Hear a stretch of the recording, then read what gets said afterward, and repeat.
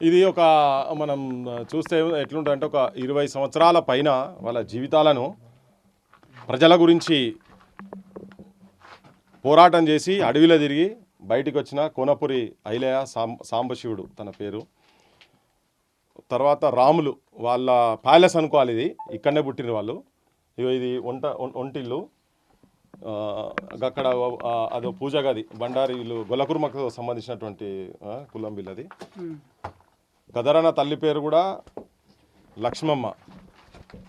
గదరన్న తల్లి తర్వాత సాంబశివుడు వాళ్ళ అమ్మ పేరు కూడా లక్ష్మమ్మ. ఇవాళ లక్ష్మమ్మ నిన్న పొద్దున చనిపోయింది.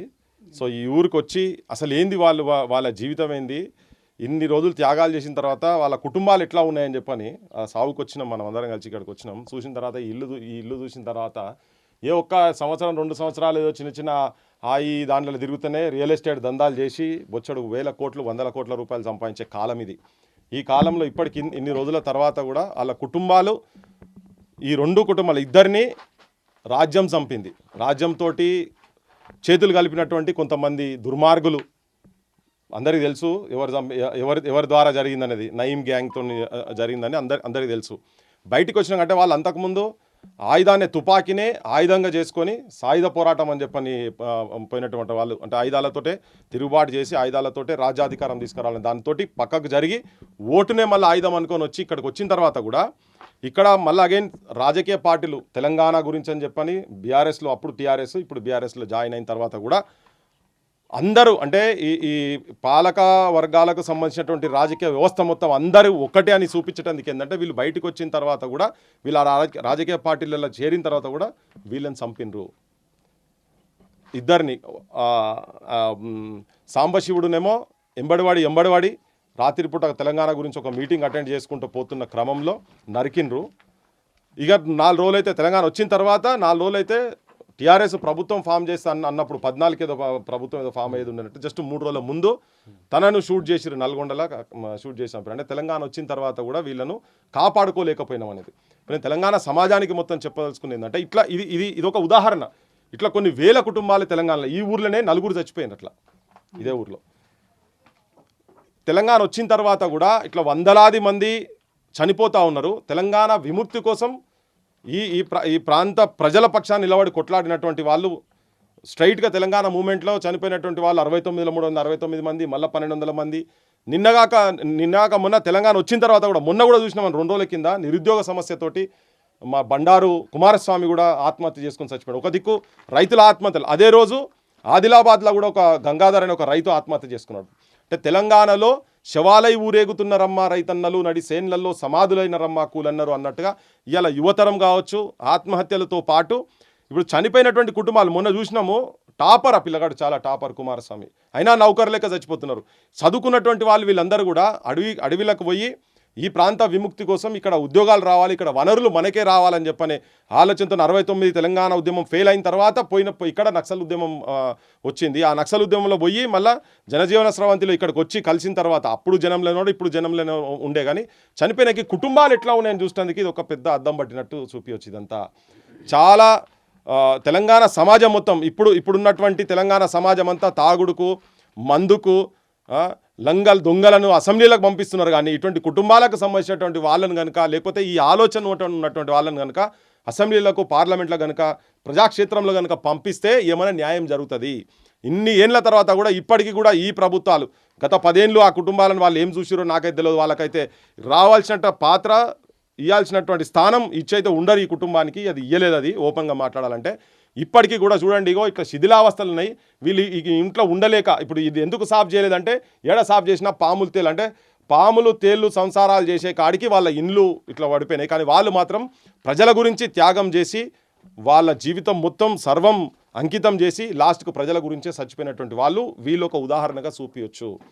సో ఇప్పుడు మనం వీడికి వచ్చినాక ప్రజలకు కూడా చెప్పేది ఏంటంటే, జనానికి చెప్పేది ఏంటంటే, ఇట్లా కొన్ని వేల కుటుంబాలు తెలంగాణలో బలైతున్న తర్వాత కూడా ఈ ప్రాంత ప్రజలు సంతోషంగా ఎందుకు లేరు, వీళ్ళ హక్కులు ఎందుకు ఇప్పటికి కూడా ఇంకా హక్కులు ఎందుకు వస్తలేవు అని అంటే, జనము తప్పుడు రాజకీయ వ్యవస్థను ఎంకరేజ్ చేస్తున్నారు, తప్పుడు రాజకీయ వ్యవస్థను గద్దెలకి ఎక్కిస్తున్నారు. కాబట్టే ఇవాళ ఈ త్యాగాలు ఇంకా జరుగుతూనే ఉన్నాయి. ఈ త్యాగాలు ఆగాలంటే నిజమైన ప్రజాపాలన రావాలంటే ఇప్పుడు ఉన్నటువంటి పాలన ప్రజాపాలన కాదు, కాంగ్రెస్ది కూడా ప్రజాపాలన కాదు. ఇప్పుడున్న రాజకీయ వ్యవస్థకి ఎవరికి కూడా ప్రజల పక్షాన ప్రేమ కానీ ఈ ప్రాంత ఆత్మగౌరవాన్ని రక్షించేటువంటి ఆలోచన ఇప్పుడున్న రాజకీయ పార్టీలకు ఎవరికి లేదు. రేవంత్ రెడ్డి కానీ, అది కేసీఆర్ కానీ, ఇంకా బీజేపీ వాళ్ళు కానీ, ఎవరైనా కానీ. సో ఇది రావాలనంటే యువతరంలో ఒక చైతన్యం రావాలి. ఇప్పటి నుంచైనా కానీ ఇట్లా త్యాగాలు చేసిన కుటుంబాలు ఎట్లున్నాయి, తెలంగాణను వ్యతిరేకించినటువంటి వాళ్ళ కుటుంబాలు వాళ్ళ జీవన విధానం ఎట్లున్నది అనేది ఒక్కసారి మీరు పోతే వాళ్ళు బంజారా హిల్స్, జూబ్లీ హిల్స్లు, పెద్ద పెద్ద ఆలిషాన్ కోకాపేట్లలో పెద్ద పెద్ద బంగళాలు కట్టుకొని, విల్లాలు కట్టుకొని, ఫామ్ హౌజులు పెట్టుకొని ఉన్నటువంటి వాళ్ళు ఇక్కడ మాత్రం రెక్కాడితే డొక్కాడనట్టుగా సావుకు కూడా పైసలు లేనటువంటి దుస్థితులలో ఇవాళ తెలంగాణ గురించి చనిపోయినటువంటి కుటుంబాల పరిస్థితి ఉన్నదని చెప్పని ఇది ఒక పెద్ద నిదర్శనం. అందుకే నేను ఇక్కడనే వాయిస్ తీసుకోవాలనేది. ఈ సాఫ్ చేసి ఇక్కడ పాములు తేళ్ళు ఉంటాయి కాబట్టి ఇగో అది కాకుండా పక్కకు వేరే ఒక ప్లాట్లో అక్కడ సాఫ్ చేసి అక్కడ దహనం అంటే అక్కడ పెట్టి జనం వచ్చి చూసిపోయేటందుకు అక్కడ పెట్టినందుకు ఇది ఒక పెద్ద నిదర్శనం చూపిస్తుంది. అంటే ఏం చెప్పదలుచుకున్నావు ప్రధానంగా వీళ్ళ ఉద్యమం గురించి కానీ, లేకపోతే ఎందుకంటే వీళ్ళ యొక్క వ్యవస్థ అంటే సాంబశివుని కూడా వ్యక్తులు కాదు వ్యవస్థనే చంపిందనే ఆరోపణలు కూడా గతంలో వచ్చినాయి. ఆ వ్యవస్థ ఎవరై అనుకుంటున్నారు మీరు? బరాబర్ ప్రభుత్వాలే. నేను ఆల్రెడీ చెప్పిన కదా, ప్రభుత్వాలే ఇది రాజ్యం చేసినటువంటి హింసనే. ఓకే, ప్రభుత్వాలు చంపినాయి పోలీసు వ్యవస్థను, ప్రభుత్వాలు రాజకీయ నాయకులు ఇటువంటి వాళ్ళు ఉంటే ఇటువంటి వాళ్ళ పాత్ర ఉండేది ఉంటే వాళ్ళ పప్పులు ఉడకాయనే ఉద్దేశంతో రాజ్యం చంపిందే ఇది. ఇప్పుడు తుపాకులు వదిలిపెట్టిరు కదా, వదిలిపెట్టి వచ్చిన తర్వాతనే కదా సాంబశివుడిని చంపింది కూడా. అంటే రాజ్యం కాపాడాల్సిన బాధ్యత రాజ్యం మీద ఉంటుంది కదా, ప్రభుత్వాల మీద. కానీ ప్రభుత్వమే చంపింది వీళ్ళని, ప్రభుత్వమే తీసుకుపోయినారు. అంటే ఈ సాంబశివుడి వల్ల ఏ వ్యవస్థకు లేకపోతే ఏ రాజ్యానికి భయం ఉండే? రాజకీయ వ్యవస్థకు భయం ఉండే. ఎందుకు అంటే రేపు పొద్దుగాల ఆయన ఇక్కడ ఎమ్మెల్యేగిన అయ్యేది ఉంటే, ప్రజాపక్షాన కనుక ఉండేది ఉంటే ఇవాళ ఇక్కడ గుట్టలు ఇటువంటి అన్ని కొట్టుకపోకపోవు. ఇవాళ మీరు భువనగిరి ప్రాంతం ఈ చుట్టుపక్కల చూడండి, ఏ గుట్టలున్న గుట్టలు మాయమైపోయినాయి మొత్తం. ఇక్కడ ఇసుక దందాలు ఉండకపోవు. ఒకవేళ ఆయననే ఆ దందాలు చేసేది ఉంటే ఇవాళ ఆయన చంపకపోవు. శత్రువు ఎవరికంటే ఇక్కడ ఉన్నటువంటి దోపిడీ వర్గాలకు ఆయన శత్రువుగా కనిపించిండు కాబట్టి ఆ రాజకీయ వ్యవస్థనే అతన్నే లేకుండా చేస్తే అయిపోతుందనే ఉద్దేశంతో తనని కథం పట్టించిండ్రు. పాత కక్షలు ఆయన అన్నలలో ఉన్నప్పుడు వేరే వాళ్ళ మీద కూడా దాడులు చేసిరు, చంపిండు కాబట్టి అని అంటే అదొక వ్యవస్థతో వచ్చినటువంటి దాన్ని ఆయన అన్ని వదిలిపెట్టి బయటకు వచ్చిన తర్వాత కాపాడుకోవాల్సిన అవసరం ఉండే. ఇక్కడ రాజ్యం కాపాడుకోవాల్సిన రాజకీయ వ్యవస్థ, పోలీస్ వ్యవస్థ కావచ్చు, అందరు కాపాడుకోవాల్సిన అవసరం ఉండే. ఇలా పోలీసులను కూడా అంటే పోలీసు వాళ్ళు కూడా ఎవరు డైరెక్షన్ చేస్తారు? రాజకీయ నాయకుల డైరెక్షన్స్. ఆ రాజకీయ నాయకులు ఇక్కడ సపరేట్ ఆర్మీని ఒకటి తయారు చేసి, ఒక ముఠాను తయారు చేసి, ఆ ముఠాకు పోలీస్ వ్యవస్థను అండగా నిలిపి రాజకీయ వ్యవస్థ చేసినటువంటి హత్య అది. ఒకవైపు ఏమో తుపాకులు వదలండి ఓటు ద్వారా రాజ్యం తెచ్చుకుందామని చెప్పేసి అంటూ ఉంటే, ఇట్లా తుపాకులు వదిలి ఓటు ద్వారా రాజ్యం తెచ్చుకుందామని వచ్చిన వాళ్ళని కూడా చంపుతూ ఉన్నారు. మరి సాధ్యమైతే అంటారా? అది తప్ప నీకు వేరే దారే లేదు. నేను కూడా వ్యక్తిగతంగా కావచ్చు, నేను నా మొదటి నుంచి కూడా ఓటుతోనే రాజ్యాధికారం తీసుకొచ్చుకోవాలి. తుపాకీ గొట్టాలతోటి తోపులతో రాజ్యాధికారం అది కాదు, అది అసంభవం. భారతదేశం మనకు రాజ్యాంగం ఉన్నటువంటి జీవితం తుపాకీ వదిలినాక లేదు కదా. అదే అందుకనే చెప్తున్నా కదా, ఆ రాజ్యం అటువంటి రాజ్యం ఇక్కడ లేదు. ఆ స్థాపన కోసం ఇప్పుడు బయటకు వచ్చిన వాళ్ళు కావచ్చు, ఇక్కడ ఉన్న వాళ్ళు కావచ్చు, ఆ రాజ్యం స్థాపన కోసం కొట్లాడాల్సిందే. జనం పక్షాన్ని నిలబడి ఓటునే ఆయుధంగా చేసుకొని ఎమ్మెల్యేలు అంటే శాసనాలు చేసేటువంటి శాసనసభలలో temple of democracy is parliament and assembly, అటువంటి వాటిలో ఆ శాసనసభలలో కనుక ఇటువంటి వ్యక్తిత్వం ఉన్నటువంటి వాళ్ళు ప్రజల గురించి పనిచేసేటువంటి ఆలోచన ఉన్నటువంటి వాళ్ళు కనుకుండేది వేరే తీరు ఉంటుంది. ఈయన మామూలు సాంబశివుడు మామూలు తెలుగుగలడు కాదు. నేను నల్లమలలో చెంచుపెంటలలో చాలా చెంచుపెంటలలో తిరిగినాం మేమంతా. తిరిగిన టైంలో ఈయన దేవుని లెక్క చూసేది అసలు అక్కడ. అంటే ఈయన ప్రజల గురించి అట్లా పనిచేసిన వాళ్ళ సర్వం త్యాగం చేసి కదా, ఇల్లు కూడా లేదబ్బా. చూడండి మీరు వాళ్ళ కుటుంబాల పరిస్థితి. ఇట్లా చాలామంది ఇప్పుడు ఈ ప్రాంతంలో నువ్వు బెల్లెలతని తీసుకో, వాళ్ళ కుటుంబంలో కూడా రాములు చచ్చిపోయాడు, మల్లేష్ చచ్చిపోయాడు, ఎక్కిరి సిద్ధులు చచ్చిపోయాడు, కరుణాకర్ చచ్చిపోయాడు. ఒకటే కుటుంబంలో దాదాపు 5 నుంచి 6 మంది చచ్చిపోయారు. ఇప్పుడు ఈ కుటుంబంలో 2 చచ్చిపోయారు. మొత్తం అప్పుడు ఉన్నటువంటి వాళ్ళలో 18 మందిని చంపారు. ఒక్కరు కాదు, 2 కాదు. ఎవరు? ఈ వ్యవస్థ గుండాలను తయారు చేసి గుండాలకు మంచి స్టెన్ గన్లు ఇచ్చి వాళ్ళకి స్టెన్ గన్ ఈ ఊరికి వచ్చి కూడా బెదిరించిపోయారు వీళ్ళని. ఈ ఊరికి వచ్చినా కూడా ఏంటి సరెండర్ అయిన తర్వాత కూడా అంటే సాంబశివుడు వ్యవస్థను కూడా చంపిండనే ఆరోపణలు కూడా ఉన్నాయి కదా. ఇప్పుడు అది ఆ పార్టీ వ్యవస్థ అట్లున్నది కాబట్టి ప్రభుత్వాలు కూడా కాలు ఇచ్చినాయి కదా. మీరు రండి, మీరు పోయే బాట కరెక్ట్ కాదు, మీరు కాటగలిచిపోయినరు అనే కదా. ఇప్పుడు ఆ వ్యవస్థ నుంచి మీరు బయటికి వస్తేనే అందుకే కదా మరి ప్రభుత్వాలు చర్చలు ఎందుకు జరిపినాయి. ఆ వ్యవస్థతో ఇప్పుడు నక్సలైట్లే దేశభక్తులు అన్నోళ్ళు ఎన్టీ రామారావు అనలేదా? ఎవరు అనలే? ఏ రాజకీయ నాయకుడు అనలే చెప్పండి? రాజశేఖర రెడ్డి అనలేదా? కేసీఆర్ అని లేదా? కేసీఆర్ కూడా అన్నాడు కదా నక్సలైట్ల ఎజెండానే నా ఎజెండా అన్నాడు కదా. మరి అంటే ఆ ఎజెండాను కాకపోతే వీళ్ళు తుపాకులు పట్టిపోయింది అనేది ఉండొచ్చు వాళ్ళకు. నేను కూడా దానికి వ్యతిరేకిస్తున్నాను తుపాకులు పట్టిపోయేది. కానీ ఆ వ్యవస్థకు అది కాదు, ఈ వ్యవస్థ నేనేం చేయాలని చెప్పని పోయిన తర్వాత మళ్ళీ బయటికి వచ్చారు కదా వీళ్ళు. బయటికి వచ్చిన తర్వాత ఎట్లా ఈ రాజ్యం ఎట్లా చంపుతుంది వాళ్ళను? బరాబర్ రాజ్యం హ్యాండ్ లేనిది జరగదు, ప్రభుత్వాల హ్యాండ్ లేనిది జరగదు. సో అందుకని ఇప్పుడు వాళ్ళు ఆ వ్యవస్థలు ఉన్నప్పుడు వీళ్ళు అనొచ్చు మరి మీరు కూడా హత్యలు చేసిరు కదా అని. ఎస్, హత్యలు చేసినందుకు ఇప్పుడు బయటికి వచ్చి వాళ్ళే ప్రభుత్వాలే మేము అవసరమైతే మీకు పైసలు ఇస్తాము, తర్వాత మీకు అంటే రీహాబిలిటేషన్ కూడా చేస్తామని చెప్పని మిమ్మల్ని ఆదుకుంటాం మేము, ఇంత భూమజాగా ఇచ్చి మీరు కూడా ఈ లైన్లో వచ్చి ఓటు లైన్లో వచ్చి మీరు పనిచేయమన్నప్పుడే కదా వచ్చి సాంబశివుడు వచ్చి కేసీఆర్తోనే కలిసిండు కదా. ఏదో బయట వచ్చి నేను సపరేట్ రాజకీయ పార్టీ పెడతాను కూడా ఏమనలే. మరి ఆ ఉన్నప్పుడు మరి వాళ్ళు కాపాడుకోవాలి కదా, కాపాడుకోలే. బీఆర్ఎస్ వాళ్ళు కాపాడుకోలే, ఏ రాజకీయ వ్యవస్థ కాపాడుకోలే. అది ఉన్న వాళ్ళందరూ వాళ్ళకి సమస్య పెళ్లిపోతే కదా రాములు కూడా చంపింది. ఇది ఎక్కడ అంటే ఆయనకు యాక్చువల్గా రాములకు టీఆర్ఎస్ వల్ల బీఆర్ఎస్ అప్పుడు టీఆర్ఎస్ ఉండే కదా, టికెట్ ఇచ్చేది ఉంటే అసలు ఆయనకేం కాకపోవు. కానీ టికెట్ ఇవ్వకపోవడానికి కూడా అన్ని రాజకీయ పార్టీలు కలిసి చేసినటువంటి కుట్రల భాగంగానే ఆయన హత్య జరిగిందనేది ఈ ఊరోళ్ళు అంటారు, కుటుంబం వాళ్ళు అంటారు. అసలు సమాజంలో నెత్తిలో తలకాయ ఉన్నాడు ఎవడున్నా కానీ ఆ మాట చెప్తారు. ఒకవేళ ఆయన ఉండేది ఉంటే షెల్టర్ ఉంటుండే. కొనపూర్ రాములు కూడా చెప్పారు కదా. నేను అదే రాముల గురించి చెప్తున్నా. రాములకు బీఆర్ఎస్లో తిరిగినప్పుడు అంతకన్నా వర్త్ఫుల్ క్యాండిడేట్స్ అయితే వేరే లేకుండే. వాళ్ళు కూడా త్యాగం చేసిన కుటుంబం కదా. అతనికి అప్పుడే ఎమ్మెల్యే టికెట్ ఇచ్చేది ఉంటే నీకు సెక్యూరిటీ ఉంటుండే, ఒక సెక్యూరిటీ వలయం ఉంటుండే కదా, ఎస్కార్ట్ ఉంటుండే, గన్మెన్లు ఉంటుండే. అటువంటివి ఉన్నప్పుడు ఇబ్బందులు. కానీ ఆయనకు గన్మెన్లు ఉన్న తర్వాత కూడా జరిగింది. ఇప్పుడు నల్గొండలో ఉన్నప్పుడు ఇద్దరు గన్మెన్లు ఉండే, ఉన్న తర్వాత కూడా ఎందుకు జరిగిందంటే ఆ వ్యవస్థ మొత్తం వాళ్ళకు మొదలే చెప్పి అరే వీళ్ళు వచ్చి పలానోళ్ళు వచ్చి కాలుస్తారు మీరు సైలెంట్గా ఉండురా భయ అని చెప్పని వాళ్ళకి ఇన్స్ట్రక్షన్స్ ఇంటర్నల్గా పోయినట్టున్నాయి. లేకపోతే అది జరగకపో. ఓకే, పృథ్వీ గారు ఒక ప్రశ్న. ఇప్పుడు ఉద్యమం చేసి వీళ్ళు ఇట్లా కూలిపోయిన ఇళ్ళలో ఉన్నారు, ఏం సంపాదించుకోలేదని అంటున్నారు కదా. మరి ఇప్పుడు ఆ ఉద్యమం చేయాల్సిన అవసరం ఇప్పుడు ఉందా ఈ పరిస్థితుల్లో? ఇంకా ఆ ఉద్యమం ఎట్టి పరిస్థితులు చేయొద్దు, తుపాకీ కొట్టం కాదు. ప్రజాక్షేత్రంలో ఉండి అంబేద్కర్ ఇచ్చినటువంటి రాజ్యాంగబద్ధంగా ఓటునే ఆయుధంగా చేసుకొని ప్రజల పక్షాన కొట్లాడి బొచ్చడి సమస్యలు ఏ సమస్య తెలంగాణలో మాత్రం తీరలే ఇప్పటివరకు. ఇన్నేళ్ల తర్వాత కూడా ఇప్పుడు ఇన్ని వేల మంది వీళ్ళు చచ్చిపోయారు కదా. ఈ ఊరికి మీరు ఓన్రి ఊరూరులో ముగ్గురు నలుగురు కొన్ని ఊర్లలో 10 మంది చచ్చిపోయారు. ఇంతమంది చచ్చిపోయిన తర్వాత భూమి కోసం, భుక్తి కోసం, మాతృభూమి విముక్తి కోసం వాళ్ళు చేశారు కదా. భూ సమస్యలు తెలంగాణలో అట్లే ఉన్నాయి, ఉద్యోగ సమస్యలు తెలంగాణ అట్లే ఉన్నది, నీటి సమస్యలు అట్లే ఉన్నాయి, ఆత్మగౌరవానికి సంబంధించినటువంటి సమస్యలు అట్లే ఉన్నాయి.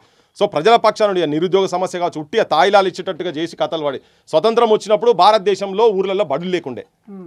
ఇప్పుడు స్వతంత్రం వచ్చిన కొద్ది రోజులకు ప్రభుత్వం బడులు వచ్చినాయి, విద్య మీద ఫోకస్ చేశారు. ఇలా మీద ఏ ఊర్లలో పోనీ విద్య బంద్ అయిపోయింది, ప్రభుత్వ విద్య లేదు, తర్వాత ప్రభుత్వ వైద్యం లేదు. ఇంతకుముందు అట్లీస్ట్ ఊర్లలో హెల్త్ సెంటర్స్ ఉండే, ఇప్పుడు అవి కూడా బంద్ అయినాయి. ఇటువంటి చాలా సమస్యలు అంటే విద్య కూడా దూరం చేసేటువంటి పరిస్థితులలో రాజకీయ వ్యవస్థ ఉన్నది. మొత్తం తెలంగాణలో ఉన్నటువంటి వనరులు మొత్తం దోపిడి రాజకీయ వ్యవస్థ చేస్తూ ఉన్నది. వాళ్ళతో పాటు కొంతమంది బ్యూరోక్రాట్స్ కూడా కలిసి ఉన్నారు కాబట్టినే ఈ తతంగాలు వాళ్ళవి నడుస్తూ ఉన్నాయి. సో బరాబర్ మళ్ళీ తుపాకులు పట్టాల్సిన అవసరం లేదు. తుపాకులు పట్టి పోకండి, యువకులు కూడా చెప్తున్నాను, తుపాకులు పట్టాల్సిన అవసరం లేదు. ప్రజాక్షేత్రంలో ఉండి కొట్లాడదాం. మీకు ఎవరైనా అటు ఇటు ఉండేది ఉంటే చెప్పండి, మా ఓటర్లో మేము ఉన్నాం, కలిసి కొట్లాడదాం. మరి ప్రజాక్షేత్రంలో ఉండి మాట్లాడుతుంటే అర్బన్ నక్సలైట్లు అనే ముద్ర కూడా వస్తుంది. ఇవన్నీ జరుగుతాయి వాళ్ళ కుట్ర. అది అదే కదా రాజ్యం చేసేటువంటి కుట్ర. ఉన్నది వాస్తవాలు మాట్లాడితే బడులలో బాత్రూములు చక్కగా లేవురా నాయన అంటే అర్బన్ నక్సలైట్లు అంటారు.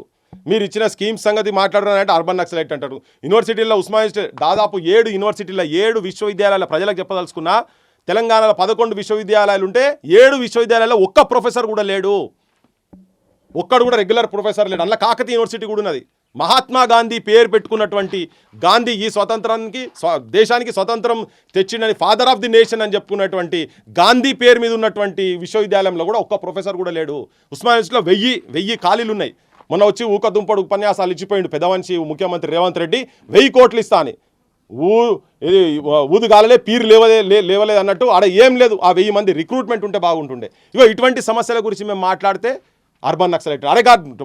ఫస్ట్ నిన్నగాక మొన్నగా కుమారస్వామి ఇంటికి పోయి ఒక్క రాజకీయ నాయకుడు రాలే, ఆడికి ఎవరు రాలే. ఆ ఊర్లో ఉన్నటువంటి బల్లారాజేశ్వర రెడ్డి అటువంటి కూడా రాలే. మేము పోయి మనందరం పోయినాం కదా, చాలా మంది వచ్చిన ఇలా మనం పోయి చూస్తే 968 మార్కుల ఒక మామూలు చిన్న ఎకరంన్నర ఇల్లున్నటువంటి వాళ్ళ నాయన దున్నపోతులు అయిలే అట. వాళ్ళ నాయన పేరు ఎందుకు దున్నపోతులు అయిలే అని ఎందుకంటారంట అంటే 2 దున్నపోతులు ఉండేనట. కుమారస్వామి వాళ్ళ నాయనకు 2 దున్నపోతులు ఉంటే ఎక్కడ ఎవరు నాగలు దున్నాలన్నా కానీ 2 దున్నపోతులు వేసుకొని పోయి ఊరు మొత్తం దున్నేదట ఆయన. అట్లా దున్నపోతులు అయిలే అని అట్లా కష్టపడి పిల్లగాని చదివిపిస్తే 10th 540 మార్కులు వస్తాయి. ఇంజనీరింగ్ చదివితే ఇంజనీరింగ్లో ఆయన డిస్టింక్షన్లో బయటికి వస్తే 10-12 ఏళ్ల నుంచి నౌకరు లేకుండా తిరుగుతూ ఉన్నాడు కదా. ప్రైవేట్ సెక్టార్లో కూడా నౌకర్లు, ఎందుకంటే వీళ్ళకు సంబంధాలు కొంతమంది అనొచ్చు అరే ప్రైవేట్ సెక్టార్లలో ఉన్నాయి కదా పోవచ్చు కదా అని. అరే ప్రైవేట్ సెక్టార్లలో కూడా కంపెనీ యజమాని ఎవడుంటాడో వానికి సంబంధించిన వాళ్ళకి ఉద్యోగాలు ఇస్తున్నారు అదే చెప్తున్నాం కదా మేము కూడా. ఇక్కడ మహారాష్ట్రకి వెళ్ళి బాంబేకి వెళ్ళి ఉత్తర హిందుస్థాన్కి వెళ్ళి వచ్చి లేదా ఆంధ్ర ప్రాంతానికి వెళ్ళి వచ్చి ఇక్కడ వచ్చి ఇండస్ట్రీలు సెటప్ చేసినటువంటి వాళ్ళు వాళ్ళ ప్రాంతానికి సంబంధించినటువంటి వాళ్ళు ఇలా కులాలు కూడా పనిచేస్తున్నాయి, అటువంటి వాళ్ళకి ఉద్యోగాలు ఇస్తున్నారు. అట్లా కాంపిటేటివ్ ఎగ్జామ్ ఏదో ఫైట్ చేసుకుంటే పేదరికంలోకి వెళ్ళి వచ్చినటువంటి వాళ్ళ తరఫుకెళ్ళి మనం కొట్లాడుతుంటే కూడా మన అర్బన్ నక్సలైట్లు అవుతున్నాం. ఇలా ఓపెన్ కాస్ట్ల గురించి అన్ని రాజకీయ పార్టీలు తిరిగి మేము కూడా బొచ్చ ఓపెన్ కాస్ట్ల సైడ్ తిరిగినాం. బందిగాలు ఓపెన్ కాస్ట్లని నల్ల బొగ్గులు నెత్తురున నల్ల బొగ్గురును నెత్తురుగా చేసి ఇది నల్ల బొగ్గు అంటే నల్ల బంగారం కోల్ బెల్ట్, నల్ల బొగ్గుకు నెత్తురు నద్ది అది నేను మిస్ అవుతున్నా. సో నల్ల బొగ్గు ఇక్కడ తెల్ల బంగారం నల్ల బంగారం రెండూ తీసేటువంటి వాళ్ళు, తెల్ల బంగారం తీసినటువంటి వాళ్ళు రైతులేమో ఆదిలాబాద్లో ఆత్మహత్యలు చేసుకొని చచ్చిపోతున్నారు రైతులు. అదెందుకు ఇప్పుడు మొన్నటిదాకా 11% ఇది అమెరికా వాడు దీని మీద పత్తి మీద ట్యాక్సెస్ ఉంటే తీసేస్తే వీళ్ళకు గిట్టుబాట్లకు అయ్యాల మళ్ళీ కొత్త దుఃఖం మొదలు పెడుతున్నారు వాళ్ళు. కానీ నల్ల బొగ్గుకు నెత్తురు నద్ది సింగరేణికే సిరులందించిన చీకటి బతుకులాయన సింగరేణి గని కార్మిక చినిగిన బతుకులాయన సింగరేణి గని కార్మిక అంటుంటే సింగరేణిలో ఉద్యోగాలకు సంబంధించినటువంటి స్కామ్స్ కావచ్చు, ఓపెన్ కాస్ట్లు బంద్ చేయాలరా నాయన అని చెప్పి మా బుట్టలం కొట్లాడితే ఇయ్యాల వరకు ఇంకా ఓపెన్ కాస్ట్లు అట్లే ఉన్నాయి. అన్ని రాజకీయ పార్టీలు కూడా పబ్లిక్ హియరింగ్ వస్తే వాళ్ళు వచ్చినప్పుడు అందరూ కూడా సపోర్ట్ చేసినటువంటి వాళ్ళే. ఇవాళ వాటి గురించి మాట్లాడితే అర్బన్ నక్సల్ ఎట్లంటే ఇట్లా దోపిడీ జరుగుతున్న తెలంగాణ మొత్తం భూములు 25 లక్షల ఎకరాలు ధరని వచ్చిన తర్వాత ప్రభుత్వ భూములు కథమైపోయినాయి. ఆ 25 లక్షల ఎకరాలు ఎక్కడ పోయినాయి? ఈవెన్ టెంపుల్ సంబంధించినటువంటి భూములు దాదాపు 6 లక్షల ఎకరాలు అది అంతకు ముందు ఒక తీరు ఉంటే తర్వాత ఒక తీరు వచ్చిన. మరి ఈ భూముల గురించి మాట్లాడుతుంటే అర్బన్ నక్సల్ ఎట్లంటే దానికి అటువంటి తప్పై ప్రజాక్షేత్రంలో ప్రజలు కూడా డిసైడ్ చేసుకోవాలి ఎవరి సైడ్ ఉండాలి, ఓట్లు ఎవరికి వేయాలి, ఎవరిని రాజ్యాధికారం తీసుకురావాలి, ప్రజాపక్షాన్ని ఎవరున్నారు, దోపిడీ ఎవరు చేస్తున్నారని ప్రజలు కూడా నిర్ణయం చేసుకోవాలి. మీరు తాగి తందనాలు ఆడుకుంటా రాజకీయ నాయకుల చుట్టూ తిరుక్కుంటా పీజీలు పిహెచ్డీలు అటు పిహెచ్డీ వాళ్ళు రోడ్ల మీద కూలి పని చేసుకుంటా మట్టి బస్తాలు. ఇప్పుడు మన కుమారస్వామి కూడా ఆ పిల్లగాడు పత్తేర పోయేదట, గంత చదువుకున్నాడు తెలంగాణలో పత్తేర పోవడం అంటే ఇది అవమానం కదా. అంటే జనాన్ని అమాలి పనికి పోయిండు, ఆ పిల్లగాడు చెయ్యని పని లేదు, డెలివరీ బాయ్కి పోయిండు, స్విగ్గీలు జొమాటోలు ఇవన్నీ పోయిండు హైదరాబాద్ వండుకుంటూ కూడా. మరి ఇటువంటి వాటి గురించి మాట్లాడితే అర్బన్ నక్సలైట్లు అంటే మీరు అటువంటి బిరుదులు కనుక ఇచ్చేది ఉంటే మనం తయారున్నాం. ఏం చేస్తారా ఇంకా నలుగురిని చంపగలుగుతారు కదా, రాజ్యం ఇంకేం చేస్తుంది, దానికి మేము సిద్ధంగా ఉన్నాం. కానీ ప్రజాక్షేత్రంలో ఉండి మాట్లాడదలుచుకున్నాం, ప్రజాక్షేత్రంలో ఉండే మాట్లాడతాము. ఇక చూడండి ఈ ప్యాలెస్ చూడండి, ఒక్కొక్క రాజకీయ నాయకుడు రాజకీయ నాయకుడు చిన్న మండల ప్రెసిడెంట్లు అయితేనే ఎమ్మెల్యేలు మంత్రులు అయితే ఒక్కొక్కరికి ఆలిషాన్ బంగ్లాలు హైదరాబాద్లో ఉంటే ప్రజా పోరాటాల మీద తిరిగినటువంటి వాళ్ళు కుటుంబాలు సర్వనాశనం. వాళ్ళ పిల్లలు ఎక్కడ ఉన్నారో తెలియదు, బెల్లెళ్తా పిల్లలు ఎట్లా చదువుతున్నారు, రాముల పిల్లలు ఎట్లా చదువుతున్నారు, వీళ్ళ పిల్లలు ఎట్లున్నారు. ప్రభుత్వాలు ఆదుకోవాలి కదా, కనీసం వీళ్ళకు ఫ్రీ ఎడ్యుకేషన్ ఇవ్వాలి కదా, వీళ్ళు చెప్తేనే కదా వాళ్ళ అల్లకెళ్ళి బయటకు వచ్చింది కూడా.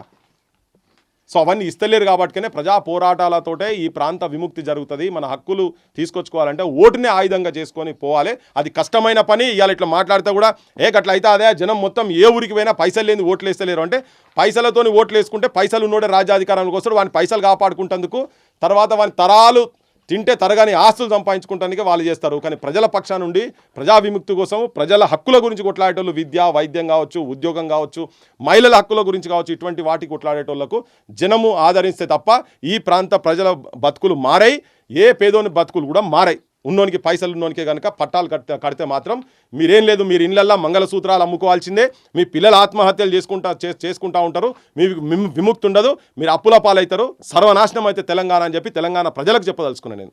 ఇది ఎక్కడ నేను సాంబశివుడు ఇంట్లో నిలబడి చెప్తా ఉన్నా.